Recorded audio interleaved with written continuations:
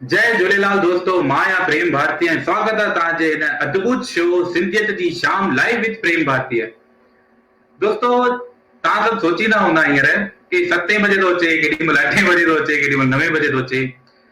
दोस्तों, मां तव्हांखे हिकु ॻाल्हि ॿुधाईंदुमि। मूंखे पर्सनली मैसेज आया इलाही कि तूं यार केॾी महिल 7 बजे थो अची, केॾी महिल 8 बजे थो अची, केॾी महिल 9 बजे थो अची।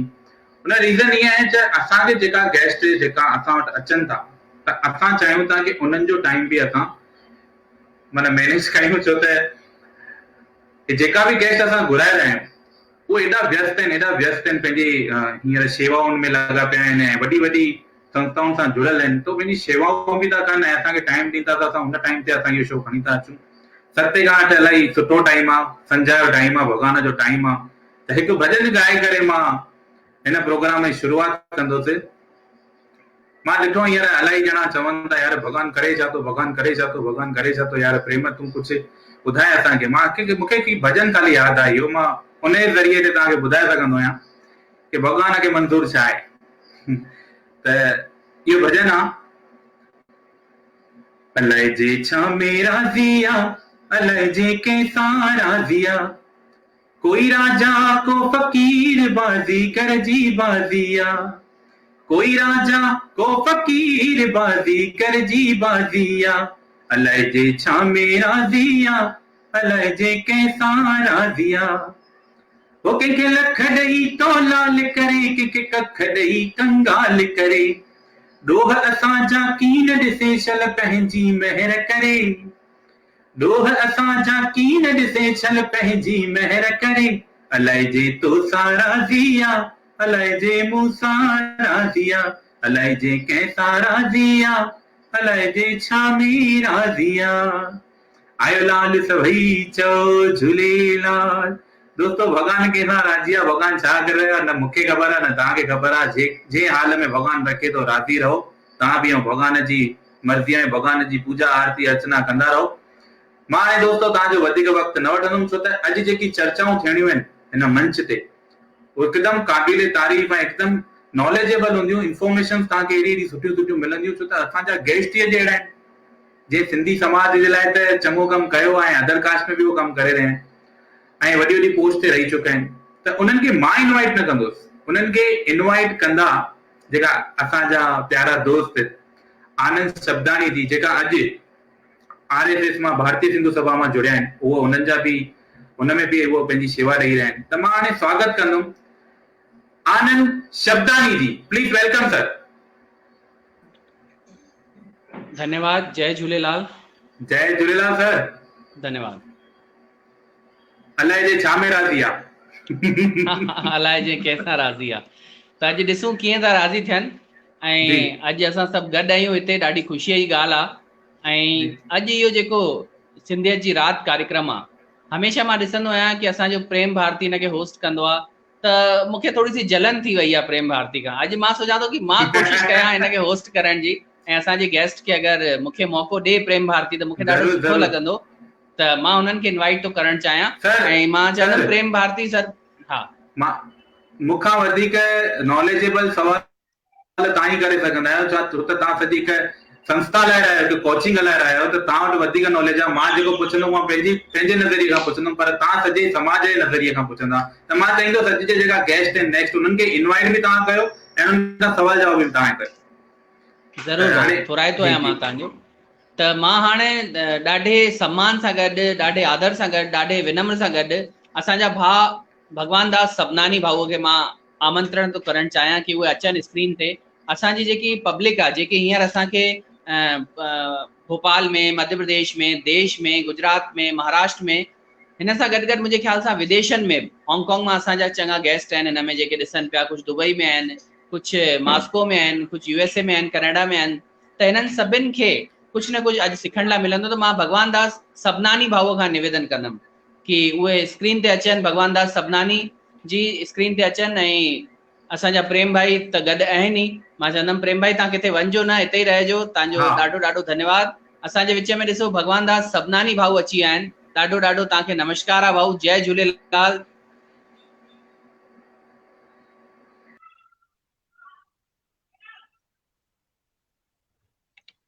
त भाउ भगवान दास सबनानी जे बारे में ॿुधाइण चाहींदुमि कि हिननि पंहिंजो सफ़र जेको आहे उहो ॾाढा साल पहिरीं, मतिलबु मां त शायदि तॾहिं पैदा ई कोन थियो हूंदुमि, तॾहिं खां हिननि जो सफ़र हले पियो। हिननि धीरे धीरे पहिरीं छात्र राजनीति खां क़दम खयो, छात्र राजनीति खां पोइ भारतीय युवा मोर्चा में जुड़िया, युवा मोर्चा खां पोइ भारतीय जनता पार्टी में सेवाऊं ॾिननि, हिन खां पोइ सिंधी मेला समिति जी स्थापना कयनि, हिन खां पोइ भारतीय सिंधु सभा जा प्रदेश अध्यक्ष ठहिया, भारतीय सिंधु सभा जा प्रदेश अध्यक्ष खां पोइ अॼु भारतीय सिंधु सभा जा राष्ट्रीय महामंत्री जे पद ते इहे आहिनि। त वाकई में असांखे ॾाढी ख़ुशी थी थिए कि अॼु एॾी वॾी पर्सनालिटी असांजे विच में आहे ऐं हमेशह प्रेम सवाल कंदो आहे सभिनि खां। पर अॼु मां सोचियो कि ही मुंहिंजा वॾा भाउ जी तरह आहिनि, त वॾे भाउ खां अगरि नंढो भाउ प्रश्न त नथो करे सघां, मां तव्हांजे साम्हूं ॾाढो नंढो आहियां, पर मूंखे ख़ुशी थींदी कि तव्हांजी जेका अनुभव आहे उहो अॼु शायदि सॼे सिंधी समाज में वञे। त भाउ भगवान दास सबनानी जो वरी हिकु दफ़ो वेलकम आहे। ऐं मां तव्हांखां बसि पहिरियों प्रश्न इहो पुछणु चाहींदुमि कि तव्हां ॾाढा सुठा कुशल संगठन क्षमता वारा आहियो। तव्हांजी जेकी संगठन क्षमता आहे असां ॾिठी आहे, भले ई तव्हां सिंधु सभा में ॾेखारी हुजे, भले सिंधी मेला समिति में ॾेखारी हुजे, किथे बि तव्हां ॾेखारी हुजे, तव्हांजो इहो जेको संगठन जी क्षमता आहे ऐं तव्हांजी जेकी देश जी सभिनि खां वॾी संस्था आहे जंहिंखे RSS चइबो आहे, संघ चइबो आहे, संघ जी हिकिड़ी बॉडी आहे जंहिंखे भारतीय सिंधु सभा चइबो आहे। त भारतीय सिंधु सभा जा राष्ट्रीय महामंत्री जे रूप में तव्हां कहिड़ी पंहिंजी कुशल क्षमता जेकी आहे उहो माण्हुनि खे ॾेखारियो पिया ऐं कीअं पिया कयो, इहो असांखे थोरो ॿुधायो।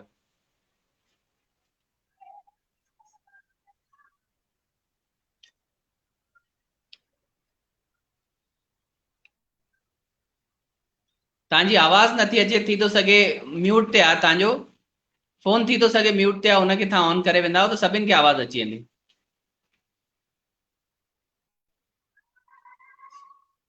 हींअर आवाज़ नथी अचे, तव्हां अगरि हुनखे अनम्यूट कंदा त आवाज़ अची वेंदी।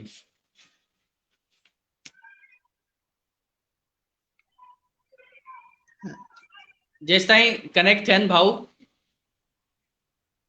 शायदि थी थो सघे थोरो सो साउंड जी प्रॉब्लम आहे। ख़ैर जॾहिं टेक्निकल ईंदा आहियूं, कोरोना जो काल ई अहिड़ो आहे कि अॼु सभिनि खे जोड़ण लाइ इहो मोबाइल आहे पाण सां गॾु, ऐं हिन मोबाइल मुंहिंजे ख्याल सां हिकिड़ी नई क्रांति आंदी आहे। इहा क्रांति इहा कि अॼु हिन मोबाइल जे सहारे पाण देश में किथे बि हुजूं, पाण हिक ॿिए खे ॾिसी था सघूं, ॻाल्हाए था सघूं, हाल अहिवाल पुछी था सघूं। जीअं मुंहिंजो हिकिड़ो कज़िन जेको आहे उहो रशिया में आहे, ॿियो कज़िन जेको आहे मुंहिंजो उहो हींअर अमेरिका में आहे। त जॾहिं अमेरिका में ख़बर पई कि ॾाढा केस थिया आहिनि त असां ॾाढा डिॼी वियासीं। 2 ॾींहं जॾहिं हुनजो फोन न आयो त असां ॾाढा चिंतित थी वियासीं। पोइ असां मोबाइल जो सहारो वरितोसीं, असां डिजिटल कॉल कयोसीं, हुनखे ॾिसी पिया सघूं, ॻाल्हाए पिया सघूं। त ख़ुशी थी कि हा भई असांजो भाउ जेको आहे उते सुरक्षित आहे। त इहा जेकी टेक्नोलॉजी आहे हिन मुंहिंजे ख्याल सां हिन देश में ॾाढो परिवर्तन कयो आहे, हिन युग में ॾाढो परिवर्तन कयो आहे। और ख़ासि तौर सां जेको लॉकडाउन जो टाइम आहे, हिन लॉकडाउन जे टाइम में ॾाढी सहायता कई अथई। त असां सां गॾु भारतीय सिंधु सभा जा भगवान दास सबनानी जी जुड़ी विया आहिनि। मां चाहींदुमि सबनानी भाऊ तव्हां ॿुधायो कि कंहिं हिसाब सां भारतीय सिंधु सभा में रही करे तव्हां कुशल संगठक जी क्षमता जेकी आहे उहा तव्हां ॾेखारी आहे, असांजा जेके जनता आहे उहा ॼाणणु चाहींदी। मुंहिंजी आवाज़ अचे थी तव्हांखे? हाणे अचे थी। आनंद जी मुंहिंजी आवाज़? हा ठीकु। जय झूलेलाल सभिनी ॿारनि जो मां थोराए थो आहियां।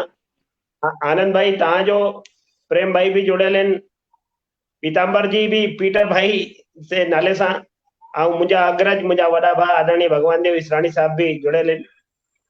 चाहे कुझु शयूं जाइ जम खां थींदियूं आहिनि, इहे चवंदा आहिनि जंहिंखे अंग्रेजी में गॉड गिफ्ट थींदी आहे, कि संगठन करण जो जेकी प्रेरणा आहे उहा सभु प्रेरणा अंदर खां निकिरंदी आहे, कीअं कमु कजे। अभाव जे विच में रहंदे मां भोपाल शहर जे ॾाढो हिकु पिछड़ो क्षेत्र आहे बरखड़ी, उन बरखड़ी में मुंहिंजो जन्म थियो ऐं उतां जी जेकी हालात परिस्थितियूं मां ॾिठियूं, मूंखे लॻो कि उते असां सिंधी समाज ॾाढो थोरे में वियासीं त लॻंदो कि असां पंहिंजो सर्वाइवल कीअं कंदासीं, पाण खे कीअं बचाए सघंदासीं, थोरो ॾुखियो लॻंदो। उतो खां ई प्रेरणा मिली कि असांखे संघर्ष करे ई पंहिंजो रस्तो चूंडणो पवंदो, रस्तो ठाहिणो पवंदो। संघर्ष कंदे कंदे हिकिड़ी संस्था ठही सिंधी योग परिषद, हिकिड़े गुरुद्वारे जे जेको निर्माण खे सरकार तोड़णु चाहे पई उनखे रोकाइण जे लाइ, त सिंधी योग परिषद खां पोइ कारवो हलंदो रहियो। ऐं संगठन करण जी हिकिड़ी अंदरूनी इच्छा थींदी आहे। मुंहिंजे साम्हूं हिकु दफ़ो सरकार में इहो बि अवसर आयो कि मां चेयरमैन ठवां। मध्य प्रदेश में जॾहिं उमा भारती जी मुख्यमंत्री हुई तॾहिं उन्हनि कोशिश कई कि मां कंहिं कॉर्पोरेशन जो चेयरमैन ठहां। तॾहिं मां उन्हनि खे विनम्रता पूर्वक चयो कि मूंखे अगरि कमु करण जो अवसर ॾियणो आहे पार्टी खे, त मां संगठन में कमु करण जो वधीक प्रिफेयर कंदुसि, संगठन में कमु कंदुसि। ते ई नमूने सिंधी समाज में भी मां ॾिसंदो हुउसि कि संगठन त आहिनि, पर संगठन जो कम ॾाढो लिमिटेड हूंदो, छोकी असां सभु व्यापारी आहियूं, पंहिंजा कम करण खां पोइ कठा थियासीं त हिकु पार्ट टाइम टाइप जो कमु हलंदो। मूंखे लॻो कि कोई बि अगरि परिवर्तन करणो आहे, समाज में कोई शक्ति जागृत करणी आहे, त उन में अकेले पार्ट टाइम सां कमु न थींदो, उनखे पार्ट टाइम खां वधीक टाइम ॾियणो पवंदो।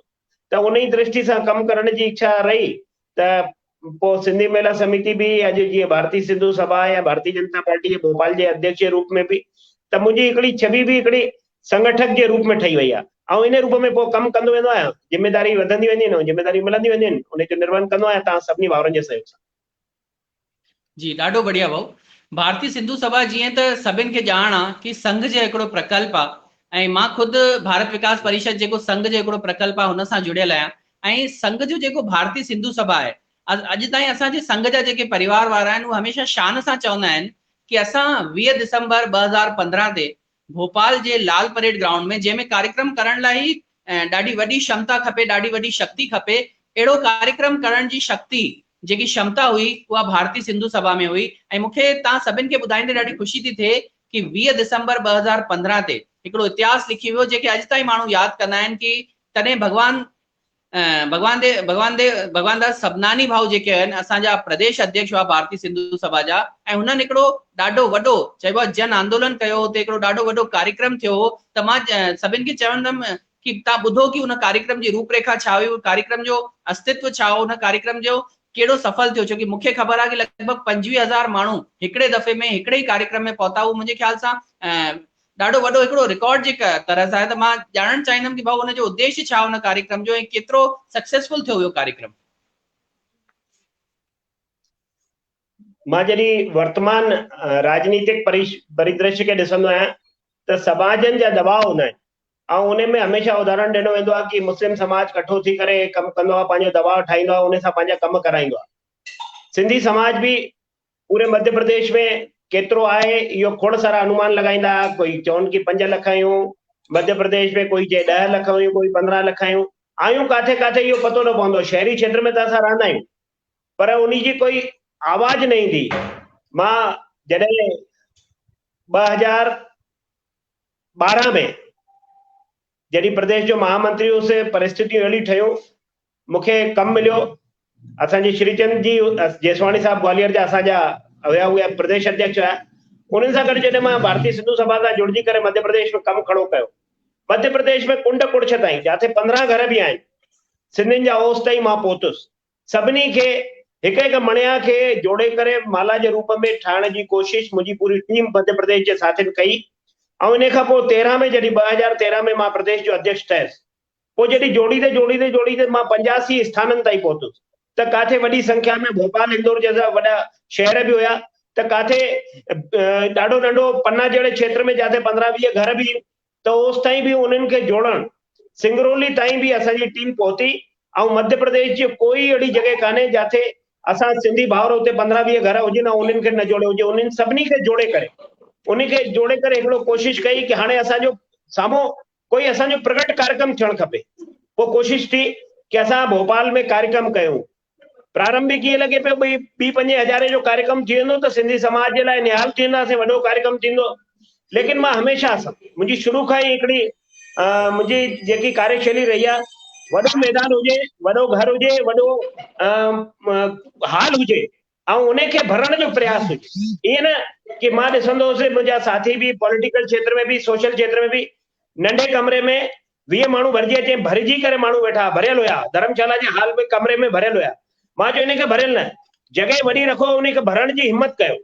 ऐं उहा हिम्मत थी भोपाल जे लाल परेड मैदान ते। मां तव्हांखे आनंद भाई उहे 5 साल 4.5 साल पहिरीं जी ॻाल्हि आहे, अॼु ताईं उन मैदान के न उन खां पहिरीं न उन खां पोइ कंहिं बि भरण जी कोई हिम्मत कान कई आहे। इहो कम भी कंहिं कयो आहे त मध्य प्रदेश जे सिंधी समाज कयो, भारतीय सिंधु सभा जे बैनर तले थियो।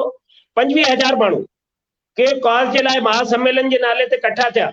मां समाज खे चवंदो हुउमि समस्याऊं हल थींदियूं कि न थींदियूं, लेकिन मध्य प्रदेश में सिंधी समाज जो हिकिड़ो ठसको थी वेंदो कि समाज भी हिन रूप में साम्हूं अची सघे थो जॾहिं उहो सम्मेलन करे ऐं एतिरो प्रगट ऐं एतिरो विशाल विराट स्वरूप जंहिंजो हिकु स्टेट में हुजे, हिकु स्टेट जे नाते सां राजधानी में हुजे।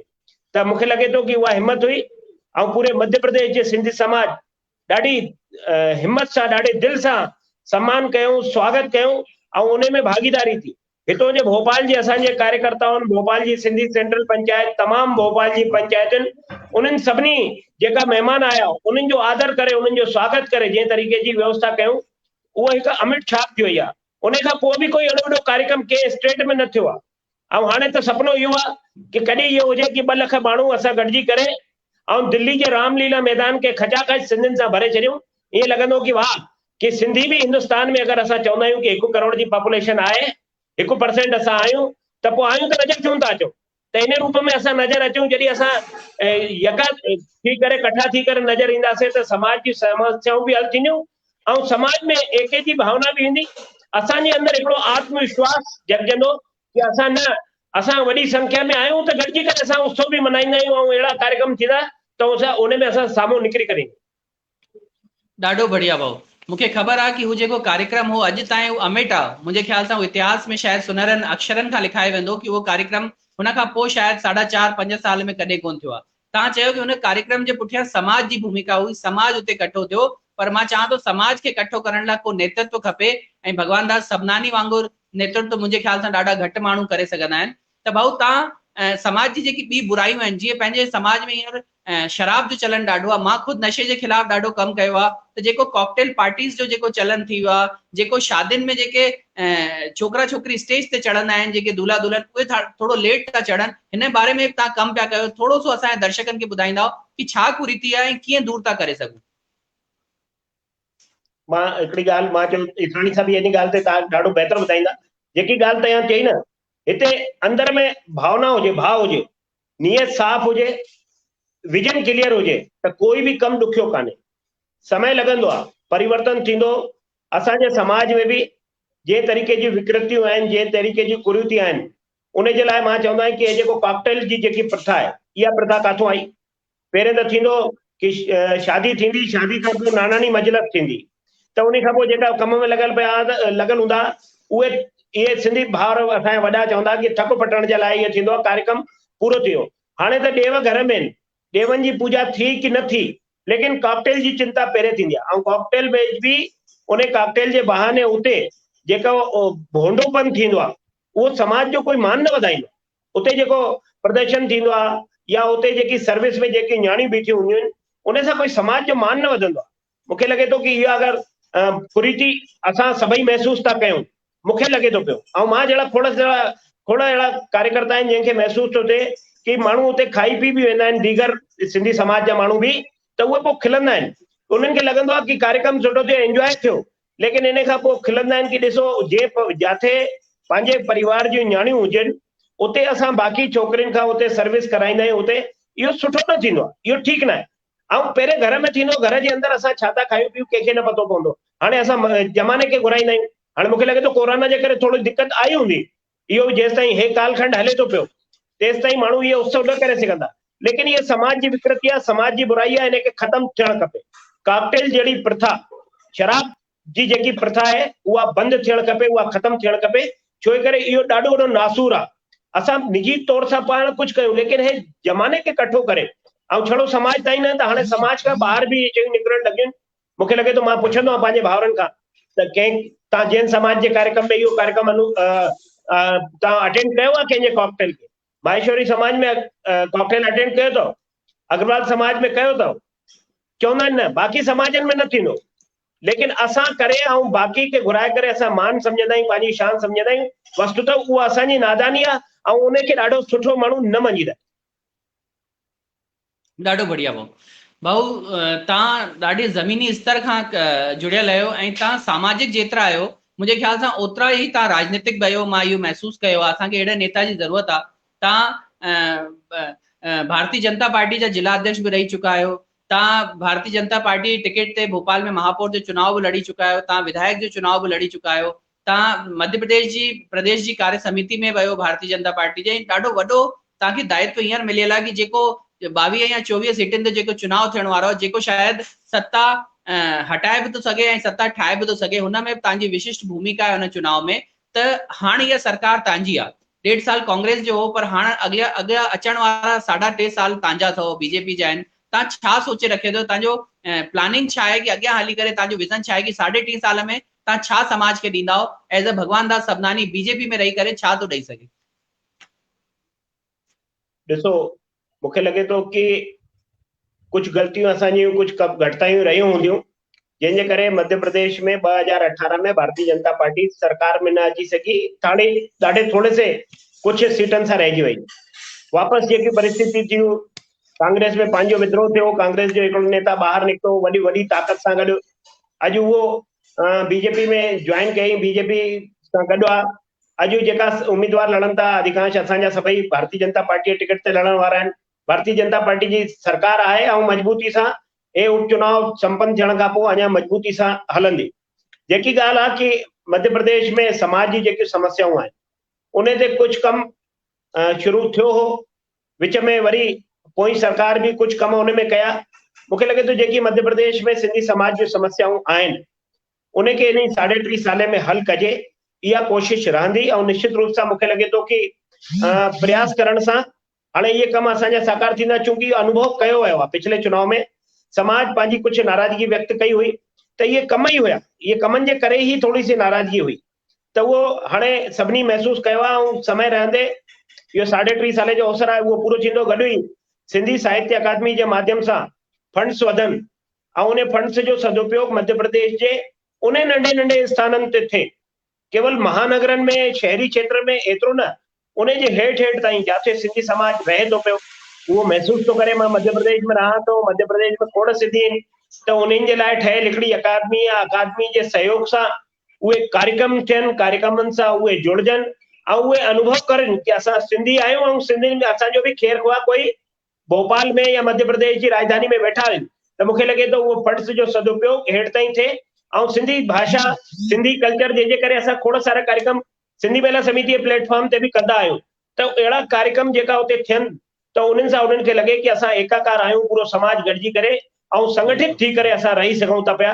त मूंखे लॻे थो उन नंढे नंढे क्षेत्रनि ताईं सिंधी समाज जे इन कार्यक्रमनि जी पहुचे। गॾु ई राष्ट्रीय सिंधी भाषा विकास परिषद जे माध्यम सां बि कार्यक्रमनि जो कैलेंडर ठहंदो आहे, उन में मध्य प्रदेश के कार्यक्रम मिलन। तो मध्य प्रदेश में मां हमेशा चवंदो आहियां कि भोपाल, इंदौर, ग्वालियर, जबलपुर, उज्जैन केवल एतिरो ही सिंधी समाज मध्य प्रदेश में न आहे, त मध्य प्रदेश में सिंधी समाज पन्ना में भी आहे, मध्य प्रदेश में सिंगरौली में भी आहे, शहडोल में भी आहे, त रीवा में भी आहे, त बुरहानपुर में भी आहे। मध्य प्रदेश में नंढे नंढे एरिया ते बि जंहिंजो असां हिन जहिड़ी शहरनि जा नाला वठंदा आहियूं त शायदि उन शहरनि खे असां न सुञाणे सघूं। वीरसिंहपुर पाली ॾाढो नंढी जॻह आहे, उमरिया, लेकिन उते सिंधी समाज अपेक्षा त करे थो। मां हाणे सिवनी वारा साथी चवनि पिया कि अकादमी जे माध्यम सां कोई कार्यक्रम थी सघंदो आहे।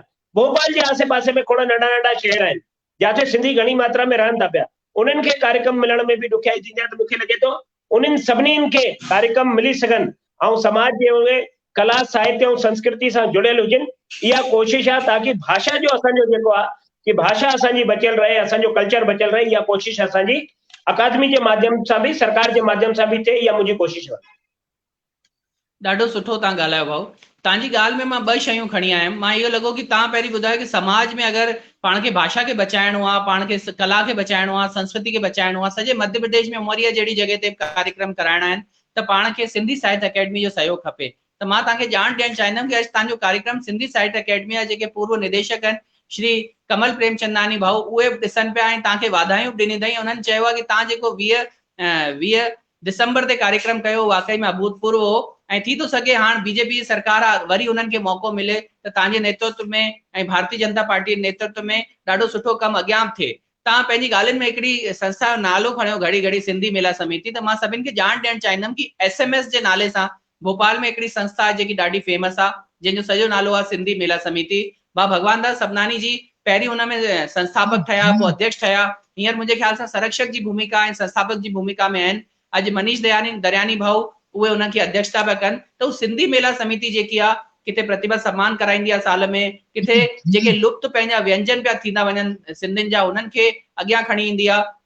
हिननि सां गॾु गॾु अहिड़ा ॾाढा कार्यक्रम कराईंदी आहे। सिंधी मेलो ॾाढो वॾो उन्हनि जो कार्यक्रम आहे। मां त शायदि पूरी जानकारी बि कोन्हे कि कहिड़ा कहिड़ा कार्यक्रम थींदा आहिनि, पर ॾाढा सारा कार्यक्रम थींदा आहिनि। हुननि मां सभिनि कार्यक्रमनि में त तव्हां प्रकाश विझिजो, पर मां हुननि सभिनि कार्यक्रम में सभिनि खां वधीक जे कार्यक्रम जा मां चर्चा ॿुधंदो आहियां हू तव्हांजो सिंधी सांस्कृतिक गरबा महोत्सव, जेको लॻभॻि 4-5 ॾींहं थींदो आहे, कॾहिं कॾहिं हुन जा ॾींहं वधी वेंदा आहिनि, ऐं उहा हिकु तरह जी धूम हूंदी आहे कि सिंधी लेडीज़ हुजे, सिंधी जेंट्स हुजनि, किथे न किथे ॿियो किथे वञण जी अपेक्षा पाण हुन सिंधी मेले में ईंदा आहिनि। ऐं मूंखे ख़बर आहे कि सभु कार्यक्रम त तव्हां कंदा ई आहियो, पर जेको सिंधी गरबा तव्हां कंदा आहियो हुनजे पुठियां तव्हांजी को सोच हूंदी, छोकी मां ॾिठो आहे कि तव्हां कहिड़े कार्यक्रम कंदा आहियो त बिना विज़न सां न कंदा आहियो। त असांजा दर्शक ॼाणणु चाहींदा कि भई सभनानी जेको माण्हू आहे, जेको सिंधी मेला समिति में सिंधियुनि खे वधाईंदो आहे, उहो गरबे जो कीअं कॉन्सेप्ट खणी आयो, मतिलबु गरबा कीअं था कराए सघनि, उहो असांजी जनता पुछण थी चाहे, उहो ॼाणण थी चाहे। आनंद भाई, मां ॿुधाइणु चाहींदुसि कि जे सिंधी मेला समिति जी असां चर्चा कई, तव्हां बि इन सां वाक़िफ़ आहियो पूरो। अॼु जेका श्रोता आहिनि जिथे वेठा आहिनि, हिंदुस्तान या हिंदुस्तान खां ॿाहिरि दुनिया में जिथे जेका ॿुधनि था पिया, सिंधी मेला समिति जो उदय इन करे थियो कि भोपाल में कई सारी कॉलोनियूं, सैटेलाइट कॉलोनियूं, चेटी चंड जो जेको उत्सव थींदो आहे उन उत्सव में केवल असां मोहल्ले ताईं कंदासीं। भोपाल जी सेंट्रल पंचायत जो हिकिड़ो परंपरागत नंढो सो रूट हूंदो, उस ताईं कार्यक्रम थींदो। पूरो भोपाल पंहिंजे इष्ट देव जो जन्म उत्सव गॾिजी करे मनाए, इहा कोशिश शुरू थी 98 में। उन में असां पंहिंजो कार्यक्रम शुरू कयोसीं मेले जे रूप में। भाऊ भगवान देव इसरानी साहब उन कार्यक्रम में, पहले कार्यक्रम में असांजा गीत गाया हूं उते, ऐं उहो मेले जी शुरूआत थी। असांजा अग्रज आहिनि, असांजा मार्गदर्शक आहिनि, त असां जॾहिं कार्यक्रम शुरू कयोसीं त उहो उन खे जेकी सफलता मिली, धीरे धीरे असां अनुभव कयोसीं कि भोपाल में हिकिड़ी नीड हुई इन कार्यक्रम जी, ऐं उन बहाने पूरे हिक छत जे हेठों पूरे भोपाल जा, ऐं हाणे त भोपाल खां ॿाहिरि जा बि, ऐं असांजी प्रेरणा सां हाणे पोएं साल खां इंदौर में बि हिकिड़ो वॾो मेले जी शुरूआत थी आहे। ऐं उते जंहिं साथी शुरू कयो उहो चवंदो मां 4 साल ऑब्जर्व कयो अची करे भोपाल में कि कंहिं तरीक़े सां मेलो थो थिए पियो, त उते कीअं सिंधी फूड स्टॉल लॻंदा, उन तरीक़े सां पूरो भोपाल हिक छत जे हेठों कठो थिए, हिक अम्ब्रेला जे हेठों कठो थिए। इहा कोशिश हुई। 23 साल इन कम खे पूरा थिया। ऐं हिन साल मां वास्तव में इहा जिम्मेदारी छॾे करे मुंहिंजे नंढे भाउ मनीष दरियानी साहब खे इहो जिम्मेदारी वागू ॾिनियूं आहिनि कि उहो इन कम खे अञा बहितर ॾाढो अॻिते वधाए वेंदा। गॾु ई गॾु पोइ असांखे लॻो कि असांजे जेके समाज जा जेका टैलेंटेड ॿार आहिनि उन्हनि खे कोई प्लेटफॉर्म नथो मिले। उहे मोहल्ले में पंहिंजे स्कूल में उन्हनि जो सम्मान थींदो आहे, लेकिन समाज खे लॻे कि असां एतिरो टैलेंटेड ॿार असांजे समाज में जन्मनि था, ॼायूं था, त उन्हनि जे खे मंच ॾियण जे लाइ सिंधी समाज जो हिकिड़ो प्रतिभा सम्मान जो आयोजन थियो। प्रतिभा सम्मान जे आयोजन में जेका कार्यक्रम जी चीफ गेस्ट हुई उन टाइम जी शिक्षा मंत्री अर्चना चिटनेस जी ऐं दादा ईश्वरदास रुहाणी साहब उन कार्यक्रम में अध्यक्षता करनि पिया। उन चीफ गेस्ट चयो कि मुंहिंजे दिमाग़ में अञा ताईं इहो भ्रम हुयो कि छड़ो वापारी हिते 8-10 ताईं ॿार पढ़ंदा हूंदा, इन खां पोइ पंहिंजे पीउ जे धंधे खे संभालींदा हूंदा। एतिरो बि पढ़ाई कंदा आहिनि कि 90% ते बि असां ॿारनि खे 91, 95%, 96% इहे जेका असांजा मेरिटोरियस ॿार हुया, असां उन्हनि जो सम्मान कयोसीं। ऐं इहा श्रृंखला लगातार वधंदी थी वञे। त उन मंच जे माध्यम सां असांजे समाज में जेको टैलेंट आहे, असांजे समाज में जेकी प्रतिभाऊं आहिनि, उनखे सिंधी समाज न त दीगर माण्हू बि सुञाणे सघे। असां जॾहिं कार्यक्रम में हिकु दफ़ो जेका मनोज श्रीवास्तव जी हितो जा असांजा प्रिंसिपल सेक्रेटरी हुया, उन्हनि खे घुरायो कल्चरल जा। उहे आश्चर्यचकित थिया कि तव्हांजे समाज में एतिरो टैलेंट, एतिरा ॿार पढ़ंदा आहिनि, एतिरा सुठा मार्कूं खणींदा आहिनि। त मां चयो हीअ त हिकिड़ो नज़ारो आहे नंढो, कि स्थान नंढो आहे, जंहिं ॾींहुं तव्हांजो स्थान वॾो थी वेंदो, वॾे स्थान ते जॾहिं तव्हांखे कार्यक्रम में घुराईंदासीं, तव्हांखे लॻंदो कि सिंधी समाज हर उन में उहा क्षमता आहे कि कंहिं बि क्षेत्र में उहो पुठिते कान्हे, ॾाढो अॻिते आहे।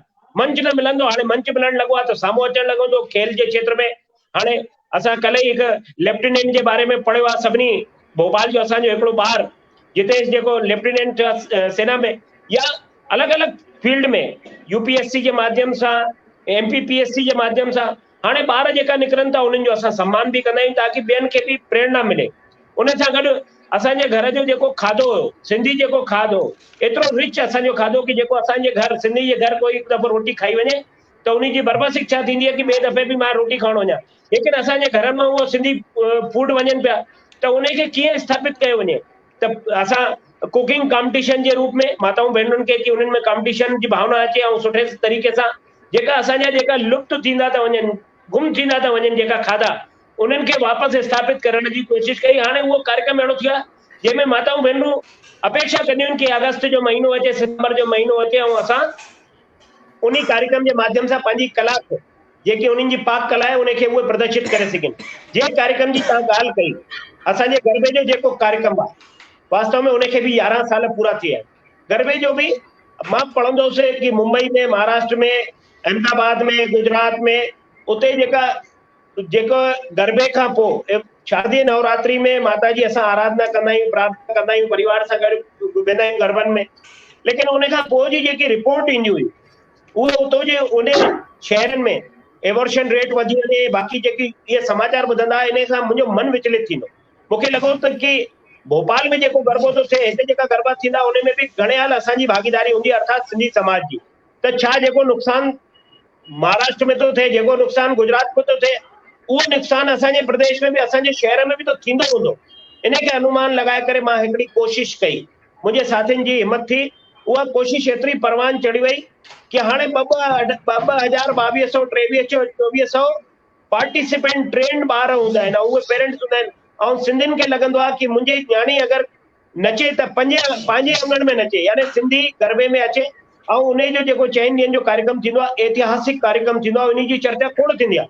हाणे मध्य प्रदेश में बि कई जॻह ते जेको एक्सक्लूसिव केवल सिंधी समाज खे समर्पित थींदो आहे, सिंधी समाज जा ई ॿार न्याणियूं उन में एकत्रित थींदा आहिनि ऐं उत्सव मल्हाईंदा आहियूं। असां शारदीय नवरात्रि में मां जी आराधना कंदा आहियूं, उन्हनि खे रिझाईंदा आहियूं, लेकिन हूंदो सिंधी समाज खे समर्पित कार्यक्रम आहे। त इन करे समाज उन में घणी संख्या में ईंदो आहे ऐं परिवारनि खे बि लॻे थो कि असांजा ॿार उन माहौल में एकदमि सुरक्षित आहिनि। असांजी उते जेकी पंहिंजी सुरक्षा जो मामिलो थींदो आहे उन सां कोई कंप्रोमाइज़ न थींदो आहे। ॾाढो तव्हां बि आया हूंदव त अकेला कॾहिं आया हूंदव त तव्हांखे प्रवेश न मिलियो हूंदो, बिना परिवार जे कंहिंखे एंट्री न मिलंदी आहे। त इहा विशेषता आहे, हिकु साख ठही वई आहे उन कार्यक्रम जी कि इन रूप में वेंदासीं तॾहिं ई असां कार्यक्रम में भागीदार थी सघंदासीं, अदरवाइज़ असांखे अंदरि वञण जे लाइ मौक़ो न मिलंदो। त हाणे इन रूप में पूरे प्रदेश में बि हाणे अलॻि अलॻि जॻहियुनि ते बि इहे कार्यक्रम थियनि था। इहो लगातार असांजो सिलसिलो हले थो। अॼु हे मंच मिलियो आहे तव्हांजे माध्यम सां ॻाल्हाइण जो, त हे कोरोना जेको संक्रमण आहे, वैश्विक संक्रमण, आनंद भाई, त इन में बि असां चाहे भोपाल में सिंधी मेला समिति हुजे, भारतीय सिंधु सभा हुजे, सिंधी सेंट्रल पंचायत सां गॾिजी करे भोपाल में त सेवा जा कम कया ई कया। पूरे देश में भारतीय सिंधु सभा, न केवल मध्य प्रदेश, महाराष्ट्र, राजस्थान, गुजरात, छत्तीसगढ़, दिल्ली, उत्तर प्रदेश, जाथे जाथे भारतीय सिंधु सभा आहे ऐं हज़ारे परिवारनि खे चाहे अन्न ॾियण, फूड पैकेट जी व्यवस्था, कुकड जेका फूड आहिनि उनखे पंहिंजे जेको कचो सीधो सामान थींदो आहे इहो। इन जे अलावा असांजे कई त भारतीय सिंधु सभा जे कार्यकर्ताउनि चाहे सैनिटाइज वितरण जो कमु कयो हुजे, मास्क वितरण जो कमु कयो हुजे, जेकी टेबलेट आहे जेके इम्यूनिटी वधाइण वारी उहे वितरण जो कमु कयो हुजे। कुल मिलाए चाहे भोपाल जी कोई बि सामाजिक संस्था हो, कोई पंचायत हुजे, कोई मेला समिति हुजे, भारतीय सिंधु सभा हुजे, सेंट्रल पंचायत, असां गॾिजी करे कीअं समाज जे हर उन मौके ते जॾहिं समाज खे ज़रूरत आहे त असां छा था कयूं त असांजी भूमिका सकारात्मक थियणु खपे। समाज खे उहो असां पंहिंजो पुरुषार्थ सां उन्हनि खे कुझु ॾेई सघूं, समाज खे जोड़े सघूं। त अहिड़ा नीडी परिवार नज़र न ईंदा आहिनि, पर सिंधियुनि जे बारे में हिकिड़ी धारणा छा आहे कि सिंधी यानी सावा आहिनि। आहियूं साईं जी कृपा आहे, भॻवान झूलेलाल जी कृपा आहे, लेकिन असांजे परिवार में बि, असांजे समाज में बि ॾाढा नीडी परिवार आहिनि जंहिंजी चिंता असांखे समाज खे करणु खपे। पंचायत जे स्तर ते सामाजिक संस्थाउनि जे हिसाब सां असां उन्हनि खे जॾहिं गॾु खणी करे अॻिते वधंदासीं तॾहिं समाज अॻिते वधंदो ऐं समाज बुलंदी ते पहुचंदो, एतिरो मुंहिंजो निवेदन। ॾाढो बढ़िया भाऊ, तव्हां खां ॾाढी शयूं सिखण पियो। असांजे विच में प्रेम भारती सर बि हिते मौजूदु आहिनि ऐं प्रेम भारती सर खे हींअर भगवान मेघानी भाऊ हींअर मैसेज कयो, हुननि चयो कि प्रेम भारती सर जेको इहे कोशिशि कनि पिया इन कार्यक्रम जी, किथे न किथे असांखे संस्कृत सां जोड़नि पिया। उन्हनि खे मां प्रेम भारती खे मां थैंक यू थो चवणु चाहियां, भगवान मेघानी खे थैंक यू चवणु चाहियां। गॾु गॾु मनीष दरियानी, प्रेम भाऊ मनीष दरियानी जी बि असां सां गॾु जुड़ियल आहिनि, उन्हनि बि तव्हांखे वाधायूं ॾिनियूं आहिनि। असां कोशिशि कंदासीं कि असांजो अॻिलो कार्यक्रम थर्सडे ऐं फ्राइडे ॾींहुं हुन ॾींहुं असां मनीष दरियानी भाऊ खे बि जोड़ियूं जेके सिंधी मेला समिति जा अध्यक्ष आहिनि। राजू मनवानी भाऊ बि हिते, भगवान दास सबनानी जी खे थैंक यू चयो आहे ऐं निरंजन बाबानी भाऊ बि थैंक यू चयो आहे। सभिनि खे मां धन्यवाद थो ॾियां ऐं सबनानी भाऊ तव्हां किथे वञो न, असां सां गॾु टच में रहिजो। हाणे मां माइक ॾियां थो असांजे प्रेम भारती सर खे कि प्रेम भारती सर कुझु ॻाल्हाइनि। मां इहे चाहींदुसि आनंद भैया, तव्हां जेको हीअं तारीफ़ूं कयो था, तारीफ़ लाइक़ तव्हां आहियो, छो त हे सभु जेका बि हस्तियूं असांजे शो में अचनि थियूं त तव्हांजे माध्यम सां थी अचनि। ऐं मां बि हाणे छा एंकर आहियां त थोरो मुंहिंजे मन में बि त सवाल हूंदा आहिनि न। त मां हाणे हिकु सवाल कंदुमि सर खां ख़ाली कि हिकु सिंधी समाज में मां ॾिसंदो आहियां, मूंखां इलाही मुंहिंजा जेका दर्शक आहिनि पुछंदा रहंदा आहिनि कि सिंधी समाज जा इलाही सवाल हूंदा आहिनि, मूं वटि अलॻि अलॻि अलॻि सवाल हूंदा आहिनि। त सिंधी समाज में तव्हां जीअं त गरबा कयो था, हींअर मां ॿुधो इहो त मूंखे हाणे अची वियो लाइट, त सिंधी समाज में गरबनि सां गॾु गॾु जीअं पंहिंजी सिंधी संस्कृति आहे छेज, त छेज लाइ पाण खे छा करणु खपे? प्रेम भाई मूंसां सवाल कयो। हा जी जी, तव्हां हा, असांजो जेको मेले जो कार्यक्रम थींदो आहे इन में असां छेज जो कार्यक्रम रखंदा आहियूं।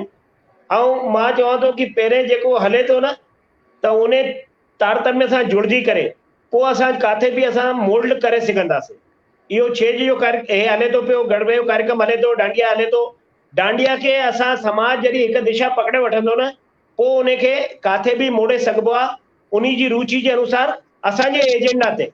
असां चवंदासीं छेज जो कार्यक्रम थियणु खपे त अॼु छेज जा NCPSL जे माध्यम सां कई जॻह छेज जी प्रतियोगिता थी, कॉम्पिटिशन थींदा आहिनि। हाणे मां नागपुर जो कार्यक्रम ॿुधो, मुरलीधर माखीजा जी, हेॾे घनश्याम दास कुकरेजा जी इहे कार्यक्रम कंदा आहिनि। त मूंखे लॻे थो कि छेज असांजो छेज कॾहिं ख़तमु न थी सघंदी। ऐं डांडिया जो हिकु उत्सव हिकिड़े टाइम ते थींदो, डांडिया बारामासी न थी सघंदो, छेज बारामासी थी सघे थो, कंहिं बि उत्सव ते थी सघे थो। 40 साहब में थींदो आहे, चेटी चंड जे अवसर ते थींदो आहे, चेटी चंड जे पूरे टाइम ते महीनो ॾेढ महीनो 2 महीना जेके कार्यक्रम हलंदा आहिनि उन जे माध्यम सां जॾहिं कार्यक्रम थींदा आहिनि त छेज जी प्रस्तुति थींदी आहे, डांडिया जी प्रस्तुति न थींदी।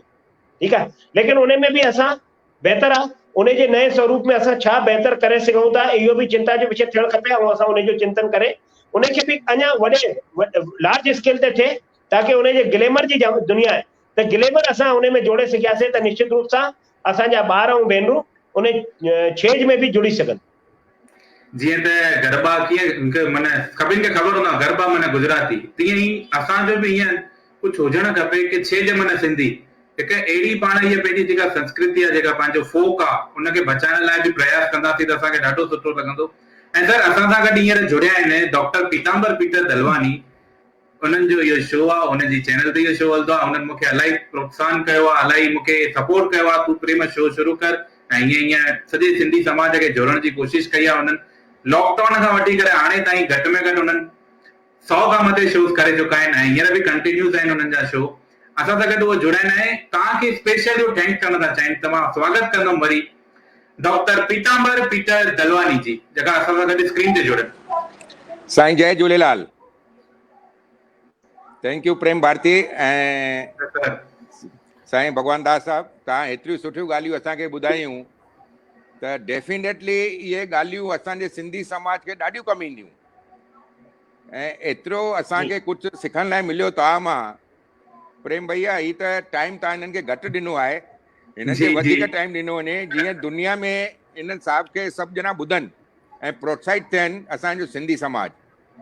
थैंक यू साईं, महिरबानी साईं, महिरबानी। हिकिड़ो स्पेशल शो कंदासीं हिननि सां गॾु, हिकिड़ो स्पेशल शो कंदासीं। ऐं thank you so much Peter sir, तव्हां सां गॾु ईअं जुड़ियल। ऐं थैंक यू सर, तव्हां बि असां सां गॾु ईअं जुड़ियल रहिजो ऐं सॼे शो में असां तव्हां सां गॾु वरी वापसि आख़िर में मिलंदासीं। त मां चाहींदुसि मुंहिंजी टेक्निकल टीम खे कि मूंखे सॼे स्क्रीन ते खणी अचो ऐं मां वरी हाणे आमंत्रित कंदुमि आनंद शब्दानी जी खे, छो त जेका असांजा ॿिया जेका हस्ती असां सां गॾु जुड़िया आहिनि, जेका असांजा ॿिया महिमान आहिनि, मूंखे चङा ॼणा चवंदा आहिनि तूं गेस्ट छा कंदो आहीं? मां चयो यार गेस्ट इंग्लिश में गेस्ट, सिंधीअ में महिमान, अतिथि, हाणे मां छा चवां हिन में? अहिड़ा कमेंट्स ईंदा आहिनि, मूंखे मज़ो बि ईंदो आहे पढ़ण में। गेस्ट त गेस्ट, असांजा जेका अॼु जा जेका नेक्स्ट अतिथि आहिनि उन्हनि खे मां न घुराईंदुमि, मां चाहींदुमि स्क्रीन ते मूंसां गॾु वरी जुड़नि आनंद Shabdani ji. Please welcome sir, असां सां गॾु स्क्रीन ते जुड़ो। जी थैंक यू प्रेम भाई। त असांजा जेके अगला गेस्ट आहिनि उन्हनि खे मां घुराइण थो चाहियां सत्सम्मान। मां चाहींदुमि कि तव्हां हींअर भगवान दास खे ॿुधो, हाणे तव्हांखे भगवान देव खे ॿुधण जो टाइम अची वियो आहे। दास खां पोइ हाणे देव तव्हांजे साम्हूं आहिनि ऐं भगवान देव इसरानी जेके असांजे शो में अॼु ॿई गेस्ट जेका आहिनि उहो भगवान आहिनि ऐं भगवान सां गॾु असांखे आनंद बि लॻे थो। बिल्कुलु बिल्कुलु भगवान खे ॾिसण ईंदा। त मां स्क्रीन ते घुराइण चाहींदुमि भगवान देव इसरानी भाऊ खे, जेके हींअर सिंधी सेंट्रल पंचायत जेकी भोपाल जी ॾाढी वॾी सिंधी समाज जी संस्था आहे, ऐं इहो नालो हाणे रुगो भोपाल ताईं सीमित कोन थियो आहे, मुंहिंजे ख़्याल सां मध्य प्रदेश ऐं मध्य प्रदेश खां ॿाहिरि बि, छोकी हिननि अहिड़ा कम कया आहिनि कि मध्य प्रदेश खां ॿाहिरि बि निकिरी आया आहिनि। भाई भगवान देव इसरानी साहब असां सां गॾु आहिनि, उन्हनि जो ॾाढो स्वागत आहे हिते, मां उन्हनि जो स्वागत थो कयां। ऐं मां इहो ॿुधाइणु चाहींदुमि, भगवान देव इसरानी भाऊ जेके आहिनि इहे मुख्य सचिव रही चुका आहिनि मध्य प्रदेश विधानसभा में। त जेके असांजो लोकतंत्र आहे, जेके मज़बूत कंदी आहे विधानसभा, जंहिंमें लॻभॻि 230 विधायक हूंदा आहिनि, उन्हनि विधायकनि खे संभालण जो कमु ॾाढो लंबे समय ताईं भाई भगवान देव इसरानी साहब कयो आहे। त मां ॾाढो स्वागत थो कयां भगवान देव इसरानी जो, उहे अचनि स्क्रीन जे साम्हूं ऐं पंहिंजा जेके तव्हांजा अनुभव आहिनि। भगवान देव इसरानी साहब ॾिसो स्क्रीन ते असां सां गॾु आहिनि, लंबे समय खां पोइ मुंहिंजे ख़्याल सां इहे समाज सां कार्यक्रम त ॾाढो कंदा आहिनि, पर लॉकडाउन जे विच में बि थी थो सघे रूबरू न मिली सघिया हुजनि पंहिंजे समाज वारनि खां, पर अॼु हिन टेक्निकल टीम सां गॾु, अॼु टेक्निकल डिजिटल सॼे थीम सां गॾु अॼु असांजे विच में आया आहिनि। त मां भाऊ तव्हांजो ॾाढो स्वागत थो कयां। जय झूलेलाल। ऐं मां रुगो पहिरियों सवाल मुंहिंजो इहो आहे कि सभु भगवान देव इसरानी खे सिंधी सेंट्रल पंचायत जे मुखिया जे रूप में, अध्यक्ष जे रूप में सुञाणंदा आहिनि, पर भाउ भगवान देव इसरानीअ जे पुठियां हिकिड़ो पारिवारिक पृष्ठभूमि बि आहे, हुनजी हिकिड़ी सर्विस जी सॼी थीम आहे कि हुन सर्विस बि कई लंबे समय ताईं। त तव्हां परिवार जे बारे में, पंहिंजी सर्विस जे बारे में थोरो सो असांजे जनता या दर्शकनि खे ॿुधायो। मुंहिंजी आवाज़ अचे थी? मुंहिंजी आवाज़ अचे थी? जी हा अचे पई। जय झूलेलाल। अचे पई। जय झूलेलाल। जीअं तव्हां ॿुधायो, मां क़रीब 40 साल सरकारी सेवा कई आहे। मां एग्रीकल्चर डिपार्टमेंट में रहियुमि, पुलिस डिपार्टमेंट में रहियुमि, पोइ अल्टीमेटली विधानसभा में आयुमि ऐं विधानसभा सां ई रिटायरमेंट थियो। विधानसभा में मुंहिंजी सेवाऊं लॻभॻि 38 साल रही। मां कुल 42 साल नौकरी कई। 18 सालनि में ई असांजी नौकरी लॻी वई हुई जॾहिं असां जवान हूंदा हुआसीं, ऐं 42 साल में 38 साल मां विधानसभा में नौकरी कई। सभई MLA मंत्री जेके बि हाणे असांजा आहिनि, कमोवेश असां सां साण कमु करण जो मौक़ो हुन सां सभिनी सां मिलियो। घणेई स्पीकर ॾिठासीं, घणेई मुख्यमंत्री ॾिठासीं, ऐं लॻोलॻ समाज सेवा बि हलंदी रही। मां 82 में सिंधी युवा संगठन ठाहियो, सेवा में रहंदे ई ठाहियो, ऐं उनखां पोइ उनजी शाखाऊं बि खुलियूं, भोपाल में बि खुलियूं। तंहिंखां पोइ सिंधी सेंट्रल पंचायत सां बि जुड़ियासीं, ऐं सेंट्रल पंचायत मां हर हैसियत में कमु कयो। महासचिव बि रहियासीं, उपाध्यक्ष बि रहियासीं, सलाहकार बि रहियासीं, वग़ैरह वग़ैरह। कुल मिलाए करे समाज सेवा में मूंखे करीब 40 साल लाॻीता, 40 साल समाज सेवा में बि रहिया। ठीकु आहे, सुठो लॻंदो आहे सेवा कंदे। शुरूआत खां ई बुनियादी रूप सां ई असां सेवादारी आहियूं। असांजा पिता साहब इहे असांजा सिंधी समाज जा सेवादारी हूंदा हुआ, असांजा ॾाॾा बि सेवादारी रहंदा हुआ। असांजा ॾाॾो डॉक्टर नामदेव इसरानी स्वतंत्रता संग्राम सेनानी हुया, ऐं ॾाढा सिद्धांतवादी स्वतंत्रता संग्राम सेनानी हूंदा हुआ। एॾो की यानी बराबरि जेल विया, बराबरि उन्हनि खे सर्टिफिकेट हुयो, लेकिन तंहिंखां पोइ बि उन्हनि कॾहिं पेंशन न वरिती। उन्हनि चवणो हो कि मां स्वतंत्रता संग्राम सेनानी इन करे न ठहियुमि कि मां पेंशन वठां।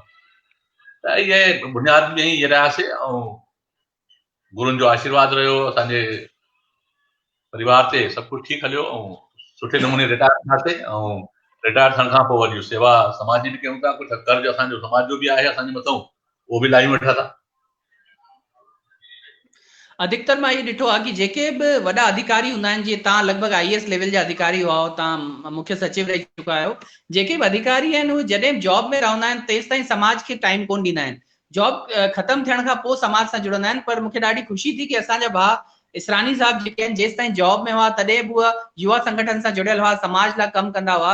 अॻिलो सवाल शायदि मुंहिंजो इहो ई हो कि छा तव्हां रुगो रिटायरमेंट खां पोइ जुड़िया हो, पर तव्हां क्लियर कयो कि न, तव्हां पहिरीं खां जुड़ियल आहियो। हिकिड़ी किथे न किथे मां तव्हांजी ॻाल्हियुनि में या तव्हांजे भाषणनि में मां हिकिड़ो दर्द ॾिसंदो आहियां कि सिंधी समाज में ॾाढी सारी संस्थाऊं आहिनि, ॾाढी सारी संस्थाऊं। हर को नंढे पॉकेट में संस्थाऊं, भले पंचायत लेवल ते, मोहल्ला लेवल ते, देश लेवल ते, प्रदेश लेवल ते, जिले लेवल ते आहिनि। त तव्हांजी छा राय आहे कि छा इहे संस्थाऊं हुजणु खपनि कि अलॻि अलॻि संस्थाऊं न हिकिड़ी वॾी संस्था हुजे, या हिकिड़ो कोई अहिड़ी संस्था ठहे जेकी सभिनि जे अंडर में, जीअं हींअर असांजे सबनानी भाऊ चवनि कि असांजो हिकिड़ो लक्ष्य आहे कि असां 2 लख 2.5 लख जेके सिंधी आहिनि उहे रामलीला मैदान में दिल्लीअ में इकट्ठा थियूं, जीअं असां 20 दिसंबर 2015 में भोपाल में लाल परेड ते इकट्ठा थिया आहिनि। त तव्हांजी छा थिंकिंग आहे हिन बारे में, थोरो सा असांखे क्लियर कयो।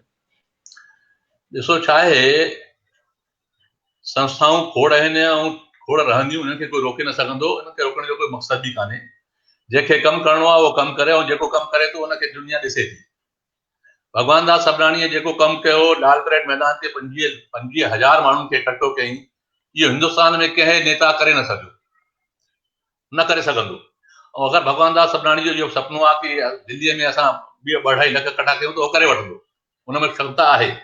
संगठन जी जेका क्षमता भगवान दास सभनाणी में आहे, उहा मुंहिंजो जेको तजुर्बो आहे, मां हिंदुस्तान पूरो घुमियो आहियां, हिकु दफ़ो न कई दफ़ा घुमियो आहियां, हिंदुस्तान में हुन जहिड़ो कोई लीडर कान्हे। ऐं वॾी ख़ुशी जी ॻाल्हि आहे कि उहो सिंधी आहे। ॾिसो, मां 40 साल चयोमांव न, 38-40 साल मां गुजरात में गुज़ारिया आहिनि। वॾनि वॾनि नेताउनि खे मां ॾिठो आहे, चाहे भाजपा जा हुजनि, चाहे कांग्रेस जा हुजनि, चाहे सपा जा हुजनि, चाहे बसपा जा हुजनि, चाहे लोकदल जा हुजनि, चाहे समाजवादी हुजनि, वग़ैरह वग़ैरह। जेका क़ाबिलियत असांजे सिंधी समाज जे नेता सभनाणी में आहे, ओतिरी क़ाबिलियत हिंदू समाज जे नेताउनि में बि कान्हे। संगठन जी जेका क्षमता उन में आहे। इहा ख़ुशी जी ॻाल्हि आहे कि असांजो नेता आहे उहो। ऐं असांखे इहा अलॻि ॻाल्हि आहे कि उन सां साण कमु करण वारा मंत्री ठही विया, जेके शिवराज सिंह अॼु मुख्यमंत्री आहिनि मध्य प्रदेश जा, उन्हनि खे इंट्रोड्यूस मां सां विधानसभा में कराइण वारो भगवान दास सभनाणी आहे। अॼु जेको कमल पटेल जेको मंत्री आहे, उनखे इंट्रोड्यूस मां सां कराइण वारो भगवान दास सभनाणी आहे। त इहे सभु जेके नेता अॼु जेके छत्तीसगढ़ में या मध्य प्रदेश में जेके नेता हुया, उन्हनि जा साथी भगवान दास सभनाणी हो। तॾहिं उहो युवा मोर्चे में हूंदो हो, विद्यार्थी परिषद में बि कमु न कई। त इहो सुठी ॻाल्हि आहे।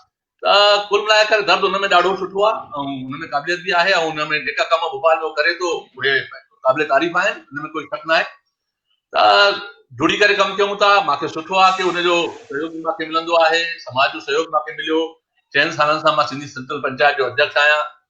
ऐं मुंहिंजो चवणु इहो आहे, ॾिसो, हे संस्थाऊं जेके हाणे उहो शब्द त सुठो न आहे, पर आहे त बिल्कुलु कुकर मुत्ते वांगुरु, जेको घरां रुठे थो संसार ठाहे थो वठे। इहो ईअं समाज न वधंदो, सम्झो न। छा आहे, हे लोकशाही आहे। लोकशाही में तव्हांखे पंहिंजा मुंडी ॾेखारणी पवंदियूं आहिनि।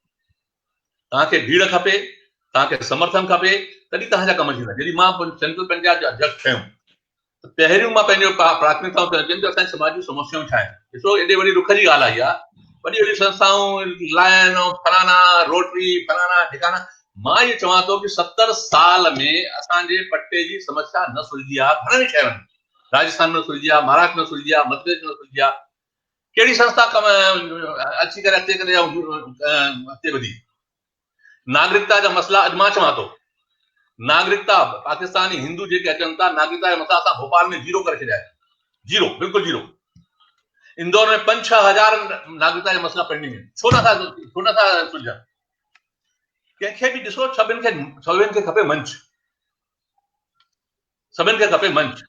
सेवा वारा माण्हू अॻिते अचनि। मां चवण सेवा, मां जे करे पहिरियों जॾहिं मां अध्यक्ष थियुमि, मां चयुमि, ॾिसो, अगरि तव्हां सड़क ते अचण खां तयारु आहियो, सड़क ते अचण खां तयारु आहियो, त मां अध्यक्ष थियण खां तयारु आहियां। ऐं मूंखे ॾाढी ख़ुशी आहे कि जॾहिं बीजेपी जे अध्यक्ष अमित शाह ठहियो, ऐं जॾहिं भोपाल आयो, हुनजो स्वागत कयोसीं, त सुबुह जो 8:30 बजे हुनजो स्वागत असां VIP रोड ते कयोसीं। VIP गेस्ट हाउस तां निकिरंदो, पूरो प्रशासन हुन सां हो, मुख्यमंत्री हो, पूरो मंत्रिमंडल हो, छो नओं अध्यक्ष आयो, हुन स्वागत करणो। सभिनि खां सुठो स्वागत सिंधी समाज कयो। 8:30 बजे सुबुह जो 1500 सिंधी समाज जा माण्हू, मुंहिंजी भेनरूं, मुंहिंजी माताऊं, मुंहिंजा बुजुर्ग, मुंहिंजा युवा साथी, सभु साण हुआ। इहा ॾाढी ख़ुशी आहे। ऐं सॼे भोपाल में चर्चा जो विषय ठहियो कि सुबुह जो जेके माण्हू चवंदा आहिनि कि असांजी सिंधी समाज 11 बजे उथंदो आहे, पोइ 8:30 बजे 1500 माण्हू बीठा आहिनि। हितां मुंहिंजी शुरूआत थी। ऐं हुनखां पोइ मूंखे ॾाढी ख़ुशी आहे कि हिंदुस्तान में पहिरियों दफ़ो असांजी भेनरुनि हिकु मौन जुलूस जो नेतृत्व कयो। 2,500 असांजी भेनरूं भाइर मिली करे असांजो हिकिड़ो 2,500 हज़ार असांजे जेके मौन जुलूस निकितो, जंहिं भोपाल जे इतिहास में न, मध्य प्रदेश जे इतिहास में न, पूरे हिंदुस्तान जे इतिहास में रखियो कि मौन जुलूस सरकार जे खिलाफ़, सरकार जे रहंदे, सिंधी समाज बीजेपी सरकार जे रहंदे हिकु मौन जुलूस कढियो, जंहिंजा ऐतिहासिक रिज़ल्ट आया। उनजे करे कांग्रेस असांखे टिकट ॾिनो, असांजे सिंधी भाउ खे।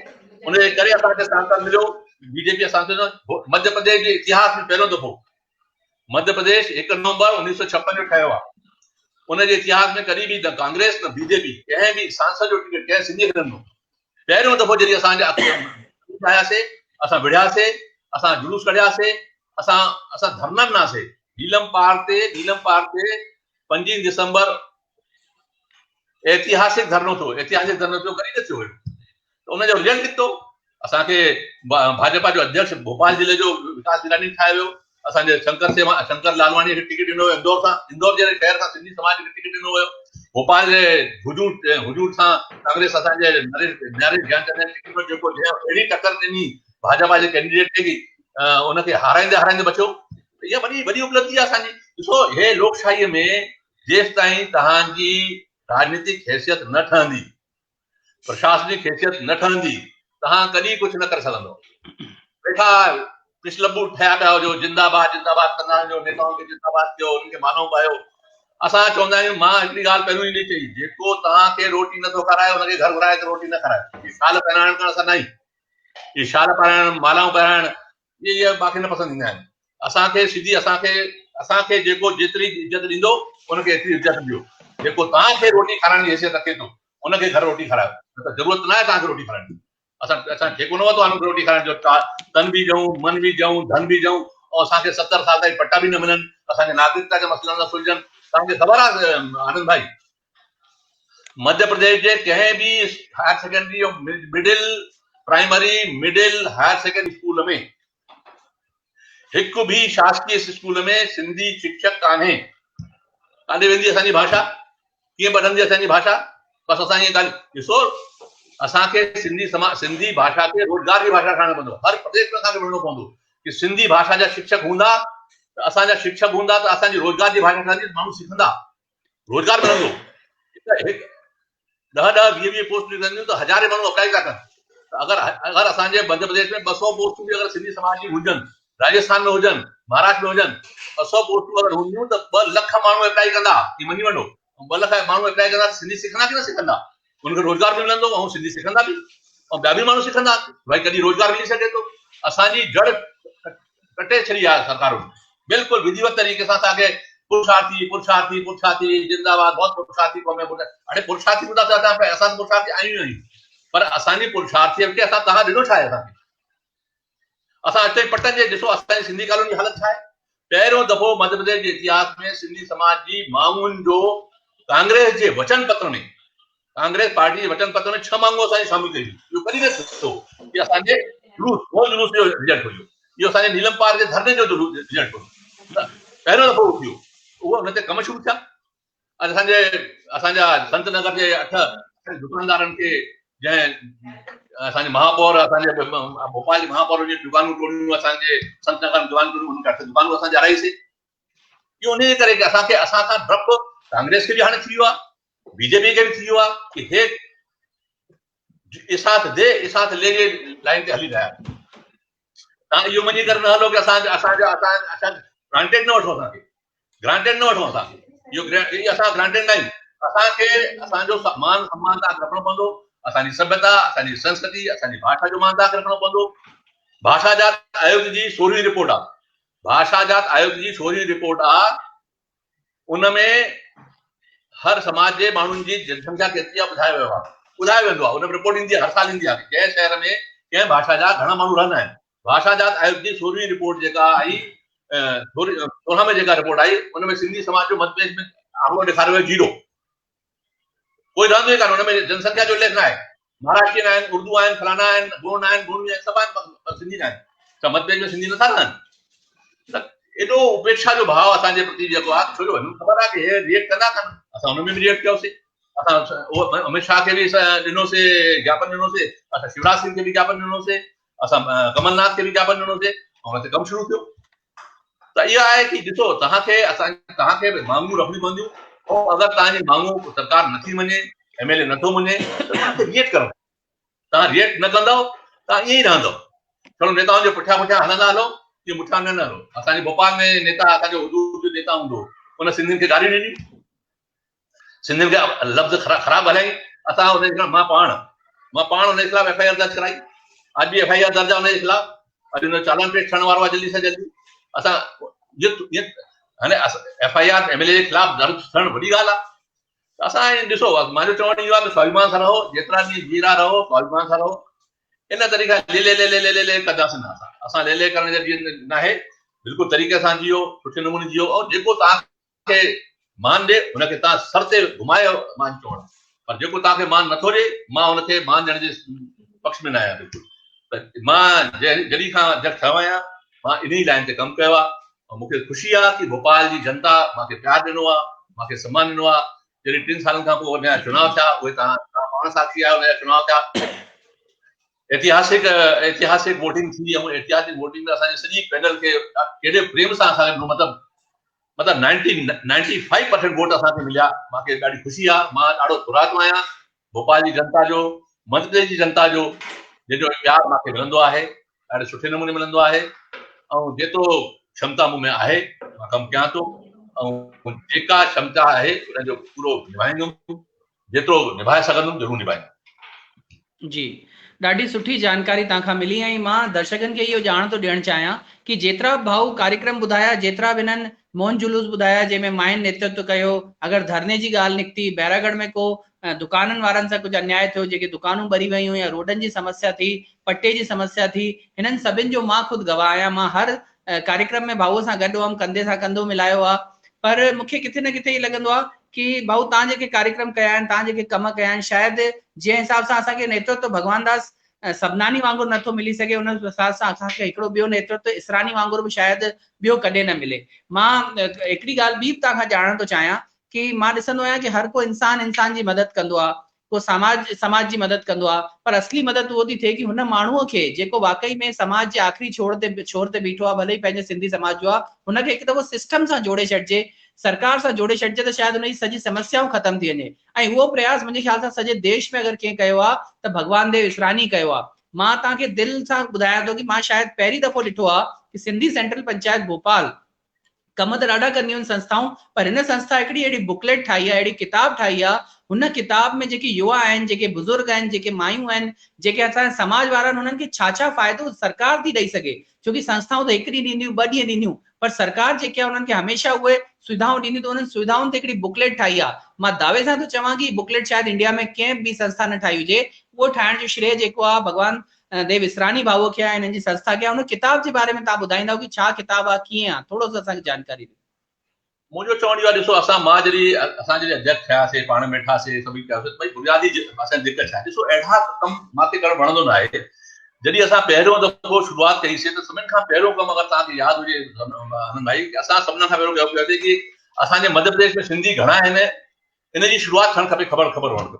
त शुरूआत भोपाल सां थियणु खपे, राजधानी भोपाल आहे त भोपाल सां थियणु खपे। असां पहिरियों सर्वे कयोसीं, हर पंचायत मूंखे सहयोग ॾिनो, हर पंचायत सर्वे कयो, सर्वे फार्म ठाहियासीं, असां सर्वे फार्म घर घर असां वञी करे भरायासीं। असां उहो कमु सुठो नमूने हलियो। ऐं असां हिकिड़ो आइडेंटिटी कार्ड ठाहियोसीं। आइडेंटिटी कार्ड ॾिसो, आइडेंटिटी कार्ड में कैमरो लॻायो, जेका तव्हां ॾिसो, हे आइडेंटिटी कार्ड घर घर पहुचे, हर घर जो आइडेंटिटी कार्ड, हर घर में आइडेंटिटी कार्ड, हर घर में, हर व्यापारी जो घर में उनजे घर जो पुठियां उनजे घर जो, हे हर घर में असां आइडेंटिटी सर्वे करे ऐं इहो आइडेंटिटी कार्ड असां घर घर पहुचाइण जो कमु शुरू कयोसीं कि असांखे ख़बर पए कि असांजी बुनियादी ज़रूरत छा आहे, असांजो ग़रीब तबिको कहिड़ो आहे, उनजी ज़रूरतूं कहिड़ियूं आहिनि।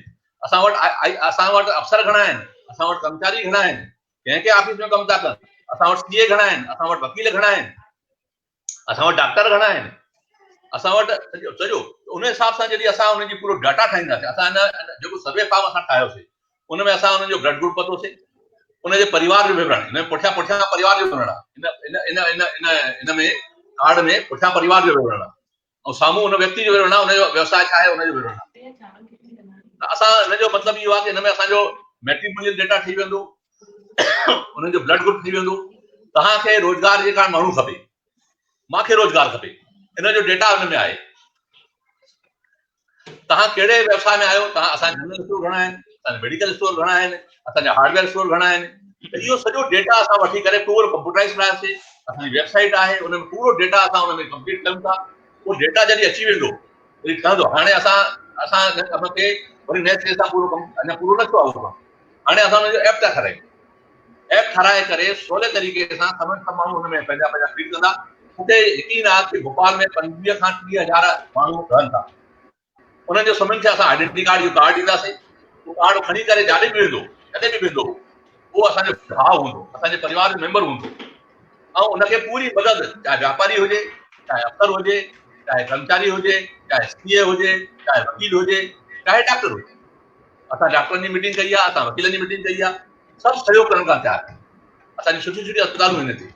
ऐं मां इहो बि सभिनि खां कयो आहे, हे कार्ड खणी करे जेको अचे उनखे तव्हांखे मदद करणी, उहो असांजे परिवार जो मेंबर आहे। इहो बुनियादी कमु असां शुरू कयो आहे। इहो बुनियादी कमु जॾहिं भोपाल में थींदो त सॼे मध्य प्रदेश में थींदो, जॾहिं मध्य प्रदेश में थींदो त सॼे हिंदुस्तान में थींदो। इन तरीक़े सां बुनियादी कमु कयूं था। असां जेके सरकारी योजनाऊं आहिनि, जेके बि सरकारी योजना आहिनि, उन्हनि जो फ़ाइदो ॼट खणनि था, पिछड़े वर्ग जा माण्हू खणनि था, आदिवासी खणनि था, हरिजन खणनि था, SC ST सभु खणनि था, पर असांजा सिंधी नथा खणनि। इन करे असां बुकलेट छापीसीं। बुकलेट में 53 योजनाऊं अहिड़ियूं आहिनि जेके सिंधी समाज जो लाभ खणी सघे। उहो असां उनखे घर घर पहुचाईसीं, सभिनी पंचायतुनि खे पहुचाईसीं। बुजुर्गनि जी समस्याउनि ते घर फिटनि था, उन ते असां हिते बुजुर्गनि जी समस्याउनि ते असां बुकलेट ठाहीसीं ऐं घर घर पहुचाईसीं। इहे कमु असां बुनियादी, हाणे असां शिक्षा ऐं स्वास्थ्य वॾी जम के कमु कयूं था। मुंहिंजो इहो संकल्प आहे, मुंहिंजो ख़ुशी आहे, मां चाहे अध्यक्ष रहां चाहे न रहां, मां हाणे 3 साल आहियां, मुंहिंजी इच्छा हिन दफ़े बिल्कुलु अध्यक्ष ठहण जी न हुई। मुंहिंजी इच्छा थोरो शिक्षा जे क्षेत्र में कमु करण जी हुई। ॾाढी कम मां वटि हुया त मां हुननि खे सभिनी हथ जोड़िया, पर वरी कोई मञनि कान था। ठीकु आहे, मां वरी हिकिड़ो जुमो खयो आहे, हाणे 3 सालनि जो ॾिसूं था हाणे किथे पहुचूं था। पर मुंहिंजी इच्छा इहा आहे कि शिक्षा जे क्षेत्र में समाज खे ॾाढो अॻिते वधण जी ज़रूरत आहे। प्रशासनिक क्षेत्र में, चाहे डिप्टी कलेक्टर ठहो, चाहे कलेक्टर ठहो, चाहे IRS ठहो, चाहे IFS ठहो, जंहिं बि क्षेत्र में वञो, पर सिंधी प्रशासनिक क्षेत्र में ऐं राजनीतिक क्षेत्र में अचणु खपनि। असांजा नेता ठहणु खपनि, असांजा अफ़सर ठहणु खपनि। इहा चिंता मूंखे आहे ऐं मूंखे इन में सहयोग मिले समाज जो। ऐं असांजा जेके ॿाहिरि हिन क्षेत्र में कमु करे रहिया आहिनि, जीअं रवि टेकचंदानी कमु करे रहिया, मुंहिंजी हुन सां नंबर न आहिनि। असांजे भागवानी साहब आहिनि जेके IG रेलवे आहिनि, उहे हुन सां बि नंबर न आहिनि। घणेई माण्हू जेके कमु था, संत साहब लखनऊ में कमु करे रहिया आहिनि। पर कुल मिलाए करे मुंहिंजो चवणु इहो आहे कि हाणे असां अहिड़ा माण्हू कंदासीं मध्य प्रदेश में, अहिड़ा माण्हू असां ॿारनि खे इकठे कंदासीं। फैकल्टी सां असांजी ॻाल्हि हली रही आहे। असां वटि सुविधाऊं रहण जूं आहिनि, असां वटि फैकल्टी सुठी ठही वेंदी। मुंहिंजो चवणु आहे कि असां 20 ॿार साल में खणंदासीं ऐं उन्हनि खे खाराईंदासीं, पीआरींदासीं, रहाईंदासीं ऐं उन्हनि खे सुठो अफ़सर ठाहे करे कढंदासीं। इहो मुंहिंजी दिली इच्छा आहे। सभु मुंहिंजो इहो आहे कि मुंहिंजा अफ़सर ठहनि ॿार, अफ़सर जो मज़ो वठो। हिकिड़ो डॉक्टर आहे, उहो 14 सालनि में डॉक्टर ठहे, 3 सालनि में तव्हां अफ़सर ठही सघो था, IAS ठही सघो था, IFS ठही सघो था, IRS ठही सघो था। उन था ठहो था ऐं उन में कोई परसेंटेज बि कान्हे। उन में तव्हांखे 90% जी ज़रूरत न आहे, उन में तव्हांखे कोई 95% जी ज़रूरत न आहे। तव्हांजो कॉम्पिटेटिव एग्ज़ाम थिए थो, प्रीलिम्स एग्ज़ाम थिए थो, उन में कंप्लीट कयो, अचो, उन में तव्हां कंप्लीट करे अचो ऐं सुठे नमूने तव्हां अफ़सर ठहो। तव्हांजे पुठियां डॉक्टर घुमंदा। 14 साल में डॉक्टर ठहे थो, मैदान ते अची बीहे थो कि मूंखे क्लिनिक खोलणी आहे कि सरकारी नौकरी करणी आहे। और 3 साल में अफ़सर ठहे थो, जेको IAS ठहे थो, अफ़सर ठहे थो, उनजो सेक्रेटरी ठहे थो, कलेक्टर ठहे थो, उनजे पुठियां डॉक्टर था घुमनि। त छो नथा रहो तव्हां अफ़सर छो नथा रहो? त मूंखे ख़बर आहे कि अफ़सरनि जी छा क़ीमत आहे, मूंखे ख़बर आहे कि नेताउनि जी छा क़ीमत आहे।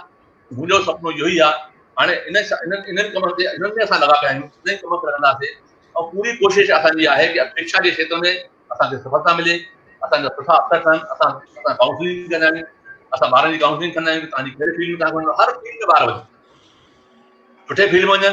ॾिसो, शिक्षा जे क्षेत्र में तव्हां न वेंदव त तव्हां केतिरा बि धनी ठही वञो, तव्हां वटि कुझु कान्हे, तव्हां कंगाल आहियो। हिकु सिपाही तव्हां वटि काफ़ी आहे। तव्हां करोड़पति हूंदव, तव्हांजी वॾी महिला त हूंदा। हाणे तव्हांजो असांजे भोपाल में, असांजे मध्य प्रदेश जो हिकिड़ो वापारी खे गिरफ़्तार बॉम्बे मां कयो वियो। कहिड़े कम जो तव्हांजो पैसो? तव्हांजे काॾे हिकु सिपाही ऐं हिकु TI बि काफ़ी आहे। हिकु नेता असांजो हूंदो, अगरि विधायक असांजो आहे, हिकु अफ़सर SP असांजो आहे, हिकु कलेक्टर असांजो आहे, उहो करोड़नि जे बराबरि। इन जी क़ीमत खे सम्झो था। इन जी क़ीमत खे जॾहिं तव्हां समाज सम्झी वेंदो, उन ॾींहुं समाज समृद्ध थींदो।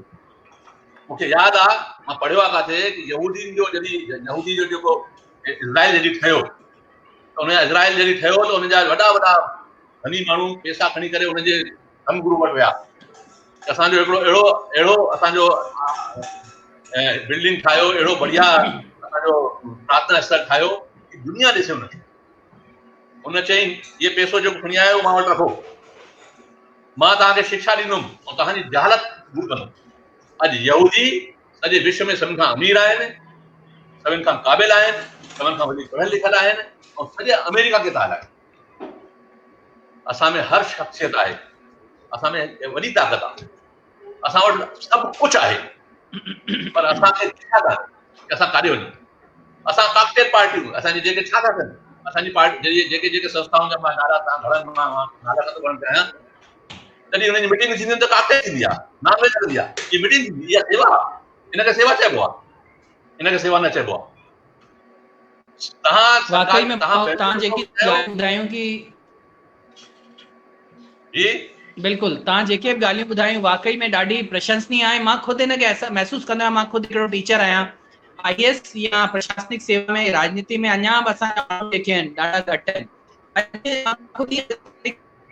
डॉक्टर MBBS डॉक्टर हुननि कमेंट कयो परसराम भाऊ कि वाकई में डॉक्टर ठहण में असांखे 5-7 साल तो थी वञे, प्रैक्टिस कंदे कंदे 12 साल खां पोइ असांजो ॿार एस्टेब्लिश तो थिए, बट IAS ऑफिसर मुंहिंजे ख्याल सां अगरि 2 साल महिनत कंदासीं त थी वेंदो। ऐं सेम अहिड़ो ई कमेंट असांखे हांगकांग मां अजीत खैरपुरी भाऊ बि कयो आहे। असांजी हिकिड़ी राष्ट्रीय सिंधी मंच आहे, हुनजा मुरली गुरदासानी भाऊ बि सेम कमेंट कयो आहे, महेश भाऊ जा कमेंट आहिनि, जगदीश भाऊ जा कमेंट आहिनि, परमानंद चोटरानी, भीषम तेजवानी, हिन अलावा चंदर जेसवानी, सभिनि वाकई में भाऊ तव्हांखे वाधायूं ॾिनियूं आहिनि। ऐं जेके जेके सवाल मुंहिंजा हुआ तव्हां पंहिंजी ॻाल्हियुनि में सभु ॿुधाए छॾियो। बसि मुंहिंजो आख़िरी तव्हां खां हिकिड़ो मोहित शेवानी ॾिसो जेको एंकर आहे, ॾाढो वॾो कार्यक्रम कंदो आहे, हुन बि तव्हांखे चयो अथई कि असांजा ग्रेट लीडर आहिनि, इहे असांजा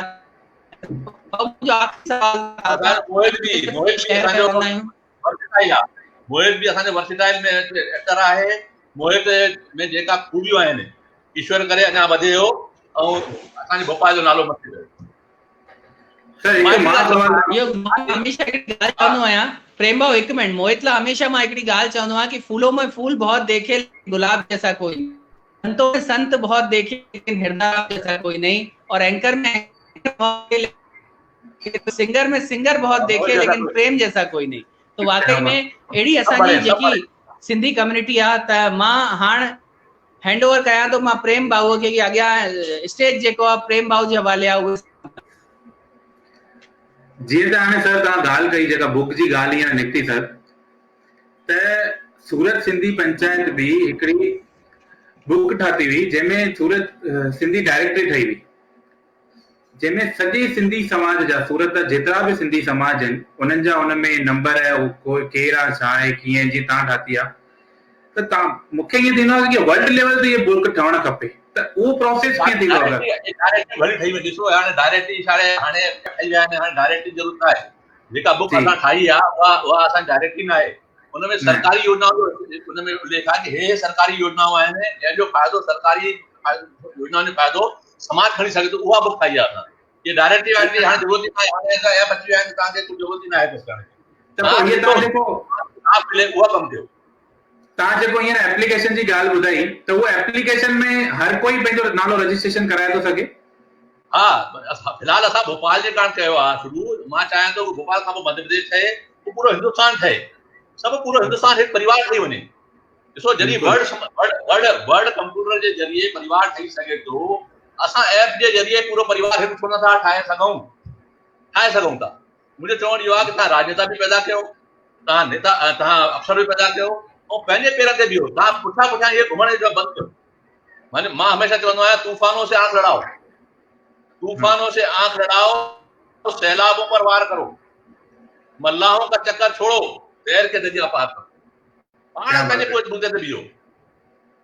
हा, ये मूंखे न पसंदि ईंदो आहे, ये ढिकढिक करण बिल्कुलु सही। बस ये मूंखे कि ये सवाल थिए पियो मुंहिंजे मन में कि असां हिन में रजिस्ट्रेशन कराए था सघूं कि नथा कराए सघूं, त मां पंहिंजे दर्शकनि खे चाहींदुसि ऐप शुरू थी वञे, तव्हां सां संपर्क ईंदासीं। सुठो थियो तव्हां कार्यक्रम कयो। जेके हिन जा प्रेरणा स्रोत आहिनि तव्हांजा, केरु हिन मां ध्यानु भुलिजी वियुमि, दलवाणी साहिब जो नालो पीटर दलवाणी साहिब, पीटर दलवाणी जो प्रेम भारती जो रूबरू थियुमि, सुठो लॻो, मूंखे ॾाढो सुठो लॻो। असांखे शूशा मिली वियो, असांखे वारो गुजराती मिली वियो। असांखे पूना वारो मिली वियो, सुठी ॻाल्हि आहे, ॾाढी सुठी ॻाल्हि आहे, सुठा मिलियासीं। मां गुजराती न आहियां, पर गुजरात में भले रहां थो, पर मूंखे किथे बि वेंदा आहियां मां चवंदा मां सिंधी आहियां। भले मां जिते बि वेंदा आहियां मां चवंदा पंहिंजे पाण खे मां सिंधी आहियां। असांजे प्रेम भाई, असांजे सिंधियुनि में इहा ई खूबी आहे, तव्हां अगरि केरल वेंदो त मलयाली ॻाल्हाईंदो, तव्हां अगरि मद्रास वञो तमिल ॻाल्हाईंदा, ऐं इहा ई खूबी आहे जंहिंमें असां पाणी में रंग वांगुरु विझी करे असां खीर पाणी थी विया आहियूं, तंहिंजे करे असां जी सघियासीं। इहा असांजी TRP आहे, ऐं इहा TRP कायम रहणु खपे। सही ॻाल्हि आहे। ऐं फ़क़्र सां चवणु खपे न सिंधी आहियूं। मां चङा अहिड़ा यंगस्टर ॾिठा आहिनि जेका सिंधी चवण में बि शर्माईंदा आहिनि कि भई उहो चवंदा बि कान्हनि कि मैं सिंधी हूं। प्रेम भाई हिकिड़ी ॻाल्हि ॿुधी वठो, तव्हां जेसि ताईं राजनीति खां समृद्ध न थींदो, जेसि ताईं तव्हां प्रशासनिक रूप सां समृद्ध थींदो, इहे ॻाल्हियूं चवण जी रहंदियूं कि साईं गर्व से को सिंधी आहिनि। अरे गर्व सां छा कयूं? न असां वटि, असांखे हर कम जे कारण नेता वटि भॼणु थो पए, हर कम जे कारण असांखे पैसा ॾियणा पवनि। कीअं गर्व ईंदो इहो? न भाषा, न संस्कृति, न सभ्यता, न अक्षर, न नेता, कीअं गर्व ईंदो? ईअं अची वेंदो? ईअं न ईंदो। हुनजे कारण मरणो पवंदो। मर के स्वर्ग मिलेगा, ऐसे नहीं मिलेगा, ऐसे नहीं मिलेगा। खड़ा पड़ेगा, आगे रखना पड़ेगी, लड़ना पड़ेगा। तव्हां जेको ॻाल्हायो था एकदम निडर थी करे, ऐं एॾी सुठी ॻाल्हियूं था कयो, जेको बेधड़क जेको तव्हां स्वभाव आहे, मूंखे चङो हीअं दिलि खे छुई वियो। छो त एॾो एकदम मां इलाही ॾिठा आहिनि, मां सभिनि जा नाला न कंदुमि, इलाही मां संस्थाऊं वारा ॾिठा आहिनि, उहो माने कीअं ॻाल्हाईंदा आहिनि, हम ये करेंगे वो करेंगे, तव्हांखे एकदम बिल्कुलु कि ये करणो पवंदो भाई, ईअं ई थींदव, हीअं कंदव त थींदो। माना हिकदमि बेधड़क तव्हां ॻाल्हायो था, मूंखे एॾी ख़ुशी थी थिए तव्हांखे ॾिसी करे। मूंखे त ईअं थिए थो अञा बि तव्हां सां ॻाल्हायूं, असां अञा बि ॿुधूं तव्हांखे। पर हाणे असां सां गॾु जुड़िया आहिनि डॉक्टर पीतांबर पीटर दलवानी, जेका तव्हांजो धन्यवाद कंदा आहिनि, छो त हुननि मूंखे चयो हुयो कि जॾहिं बि असांजी इहे शो जो फॉर्मेट आहे। जी सर। साईं जय झूलेलाल। बहुत बहुत थोरातो आहियां तव्हांजो, थोरातो आहियां। तव्हां सभिनि सां रूबरू करायो, सुठो लॻो, सुहिणो असांजो प्रेम, ऐं तव्हां जहिड़ी शख़्सियत ॾाढी ख़ुशी थी। मूंखे मोहित बि तव्हांजो ज़िक्र कयो हो, मोहित बि तव्हांजी तारीफ़ कंदो आहे, मोहित बि तव्हांजो ज़िक्र कयो। थैंक यू इसरानी साहब, तव्हां एतिरियूं असांखे सुठियूं ॻाल्हियूं ॿुधायूं ऐं असांजे सिंधी समाज खे एतिरो तव्हां मोटिवेशन ॾिनो न, इट्स वेरी वेरी करेजिंग। मां तव्हांजो लख शुक्राना, ऐं असां वरी गॾजंदासीं ज़रूरु जल्दी। ऐं जय झूलेलाल साईं, थैंक यू वेरी मच। ज़रूरु। मां चाहींदो सर स्क्रीन पे असां सां गॾु जेका बि आहिनि, दर्शन भाई जितने भी स्क्रीन पे हमारे साथ बैक स्टेज पे हैं, सब स्क्रीन पे आए हमारे साथ। प्रेम भाई, मुझे प्रेम जी जी प्रेम जी मुझे आवाज अचे थी? जी बिल्कुल सर, क्लियर एकदम। मुझे अॼु पीतांबर जी पीटर भाई, अॼु जेको ॾींहुं आहे 16 जून, ॾाढो ऐतिहासिक ॾींहुं आहे। असांखे स्मरण करे शुरू करणु खपे। अंतिम सिंधुपति सम्राट राजा ॾाहर सेन जो अॼु बलिदान ॾींहुं आहे। त इन करे असां सभई, छोकी असां सभिनी खे नाज़ आहे असांजे पूर्वजनि ते, इन करे उन्हनि जे प्रति असां सची श्रद्धांजलि भावांजलि प्रकट कयूं, उन्हनि खे स्मरण कयूं। मूंखे लॻे थो उन्हनि जे नाले ते बि कोई कार्यक्रम ठाहियो ऐं ॾाढो सुहिणे नमूने ठाहियो त सुठो थींदो। तव्हां जीअं हाणे दाहिर सिंह साहिब जी ॻाल्हि कई, त मां हुननि जे लाइ हिकु कलाम समर्पित कंदुमि, छो त उहे अहिड़ा हिकु शख्स, मां हुननि जो सॼो पढ़ियो आहे, मां गूगल ते इहे सभु पढ़ंदो रहंदो आहियां, ऐं मां विसरी वियुमि राजा दाहिर सिंह साहिब जन जो 16 जून आहे जेको, त हुननि खे मां हिकु गानो हीअं डेडिकेट कंदुमि कि उहे माण्हू लाइ काॾे हलिया विया, कुर्ब ॾींदा जेके सॾे, कुर्ब ॾींदा जेके सॾे, प्यार कंदा जेके सॾे, उहे राजा अलाए काॾे हलिया विया, कुर्ब ॾींदा जेके सॾे। बोल राजा दाहिर सिंह महाराज की जय। मां सभिनी जो थोराइतो आहियां ऐं सभिनी खे मां थैंक्स करणु चाहींदुमि, छो त असांजे शो में तव्हां आया आहियो, पंहिंजो कीमती समय ॾिनो आहे सर। ऐं थी थो सघे वरी असां भविष्य में कुझु अहिड़ो कयूं आनंद सर खां गॾिजी करे, ऐं वरी तव्हांखे इनवाइट कयूं, छो त मूंखे नथो लॻे कि अधु कलाक ऐं 15 मिंटनि में इहो शो ख़तमु थी सघंदो आहे। ऐं तव्हांजी ॻाल्हियूं इलाही सुठियूं असांखे हिकदमि दिलि ते छू वियूं, हिकदमि बेधड़क ॻाल्हि हुई। ऐं मां पीटर सर खे बि थैंक यू चवंदुमि, सर तव्हां हिन टाइप जा शोज कंदा रहो ऐं हिन टाइप जे शोज खे ऐं सिंधियत खे वधाईंदा रहो ऐं असां सां गॾु ईअं जुड़ियल ई रहो। Thank U. मां आनंद भाई खे बि थैंक यू चवंदुसि भाई एतिरा पॉइंटूं असांखे साम्हूं वठी आयो असांजे समाज जे साम्हूं। मां आनंद साहब तव्हांजो ॾाढो ॾाढो लुक शुक्राना ऐं ईअं ई असांखे पूरो क्रेडिट ॿुधो, पूरो क्रेडिट असां ॿिन्हिनि खे आणण जो पूरो क्रेडिट आनंद जो अथव। पुठियां लॻी वियो असांखे बिल्कुलु हिन भाई साहब अचिणो पवंदो तव्हांखे, पूरो क्रेडिट ॾिनो अथव। धन्यवाद पीटर भाऊ तव्हांजो, प्रेम भाऊ तव्हांजो धन्यवाद, सबनानी भाऊ, इसरानी भाऊ, वाकई में दिल सां तो पंहिंजे दिल सां तव्हां सभिनि खे धन्यवाद थो ॾियां, छो कि अॼु जेको तव्हां ॻाल्हायो आहे मुंहिंजे ख्याल सां जेके बि तव्हांखे ॿुधनि पिया इंडिया में या इंडिया खां ॿाहिरि, उन्हनि खे ॾाढी सुठी ॻाल्हि मिली हूंदनि, उन्हनि खे प्रेरणा मिली हूंदी। मां दर्शकनि खे ॿुधाइण थो चाहियां कि इसरानी भाऊ, सबनानी भाऊ खां पोइ इहो कार्यक्रम ख़तमु कोन थियो आहे। सुभाणे जो हिकिड़ो ॾींहुं ब्रेक आहे, थर्सडे ऐं फ्राइडे 2 ॾींहं वरी इहो कार्यक्रम थींदो ऐं 2 ॾींहं खां पोइ इहो कार्यक्रम थी थो सघे अॻियां भले त तव्हांखे मध्य प्रदेश जी ॿियूं शख़्सियतूं मिलंदियूं। त मां पीताम्बर भाऊ खे बि चवंदुमि हुन कार्यक्रम में ज़रूरु तव्हां पंहिंजी उपस्थिति ॾियो। थर्सडे ऐं फ्राइडे हिन हफ़्ते वरी पाण ॿियनि शख़्सियतनि सां गॾु मिलंदासीं। जय झूलेलाल। जय झूलेलाल। Thank you. जय झूलेलाल। जय झूलेलाल। दर्शन भाई मने स्क्रीन पर ले लो। तो दोस्तों जीअं तव्हांखे हाणे सभिनि ॿुधाए पंहिंजूं ॻाल्हियूं ऐं अञा बि असां ॿिया शोज़ खणंदा ईंदासीं ईअं गर्मी मां ॿाहिरि निकिरी करे कंदुमि हाणे शोज़ मां। त वरी सुभाणे ऐं परीहं जेका शोज़ अचणा आहिनि उन्हनि जी जानकारी मां हिन शो खां पोइ ॾींदुमि, छो त अञा ताईं उहो फाइनल न थिया आहिनि।